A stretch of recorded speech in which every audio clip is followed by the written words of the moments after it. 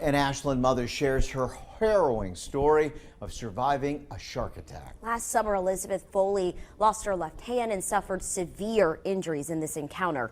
She spoke to Desiree Montilla about the long recovery ahead. I know I'm a miracle. Grateful and blessed. 2 words on a sticker Elizabeth Foley carries on her prosthetic arm, serving as a reminder of her miraculous recovery.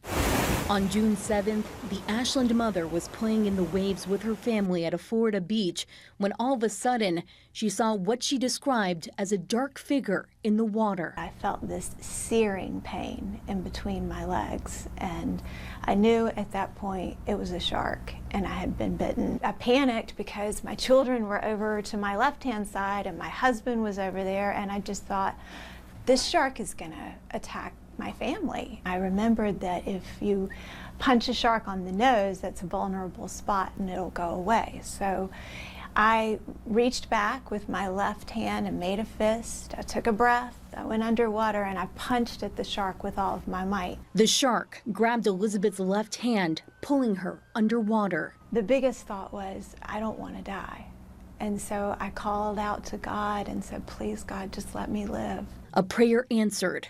Elizabeth resurfaced. Her husband and beachgoers came to her aid. Anything they could find, like clean towels and clean t-shirts, and they immediately started working on me to try to save my life. Medics flew Elizabeth to the hospital where she went through multiple surgeries after losing her left hand and suffering severe injuries to her midsection. And the doctors were able to put me back together really well.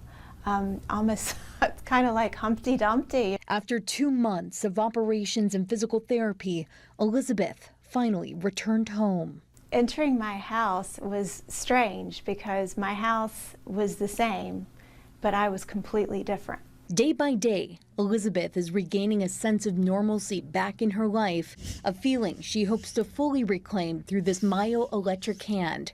Her insurance isn't covering the device, but people are stepping up, donating $80,000 to help her buy one. It just instills in me the idea that people are good. With several surgeries left on her road to recovery, there is a reason that I'm here, and I do think it's to be a witness to others that God is good. Elizabeth is thankful to be alive through miracles in the making. This bad thing, I want to use it for good, to show people that miracles do happen. Desiree Montilla, 12 on your side.